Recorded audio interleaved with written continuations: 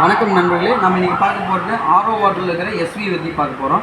SV வந்து எந்த இடத்துல இருக்குன்னா, நமக்கு இதில் வந்து செடிமெண்ட்டு ஃப்ரீ கார்பன் தண்ணி வர வந்து செடிமெண்ட் வழியை வந்துட்டு ஃப்ரீ கார்பனுக்கு போயிட்டு ஃப்ரீ கார்பன்லேருந்து எஸ்விக்கு வரும், எஸ்விலேருந்து பம்புக்கு போகும். ஓகேங்களா? இந்த எஸ்வியோட ஃபங்க்ஷன் என்னங்கிறத பார்த்துடலாம்.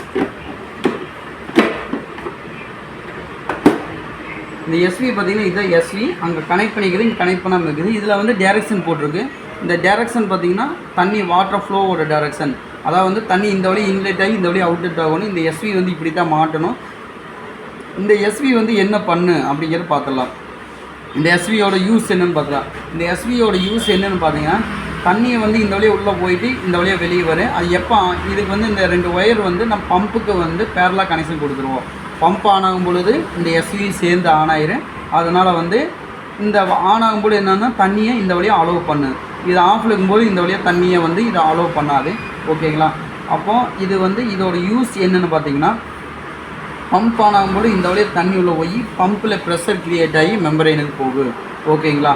சரி, ஓகே. இதே வந்து இந்த எஸ்வி இல்லைன்னா என்ன ஆகு, பம்பு கட்ட இந்த எஸ்வி போட மட்டும் என்ன ஆகுனா, இந்த எஸ்வி ஃபெயிலியர் ஆனாலோ இல்லை இந்த எஸ்வி ஸ்டக் ஆகிடுச்சினாலோ, இந்த எஸ்வி ஓப்பனில் இருக்கும்போது ஸ்டக் ஆனாலோ, தண்ணி ஃப்ளோ ஆகிட்டு இருந்து என்னன்னா எஸ்வி வழியாக உள்ளே போய் பம்பு வழியாக தண்ணி வெளியே வந்து உங்களுக்கு வந்து வேஸ்ட் வாட்டர் வழியாக கொஞ்சம் வாட்டர் வந்து போயிட்டே இருக்குது. மிஷின் ஓடும் பொழுதும் நார்மலாக போகும், மிஷின் ஓடாதப்பவும் போகும். அப்போ மிஷின் ஓடாதப்போ தண்ணி வேஸ்ட் வாட்டர் ஓஸ் வழியாக தண்ணி போயிட்டே இருக்குன்னா ஒரே ஒரு ப்ராப்ளம், எஸ்வி போயிடுச்சு. எஸ்வி போனால் மட்டும்தான் வேஸ்ட் வாட்டர் வழியாக கண்டிப்பாக தண்ணி போயிட்டே இருக்குது. அப்போ வந்து இதை வச்சு நீங்கள் ஈஸியாக கண்டுபிடிச்சிடலாம், எஸ்வி வந்து ஃபெயிலியர் ஆகிடுச்சு. ஓகே, அப்போ இது வந்து ஓப்பன் ஆகி நின்றுக்கு இல்லை க்ளோஸ்லேயே ஸ்டக் ஆகி நின்றுருச்சு.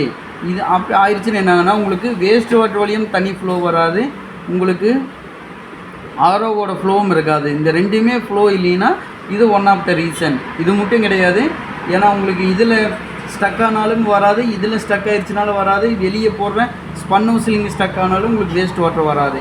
இதே மெம்பரைனுக்குள்ளே அடைச்சிருச்சுனாலுமே உங்களுக்கு ரெண்டுலேயுமே தண்ணி வராது.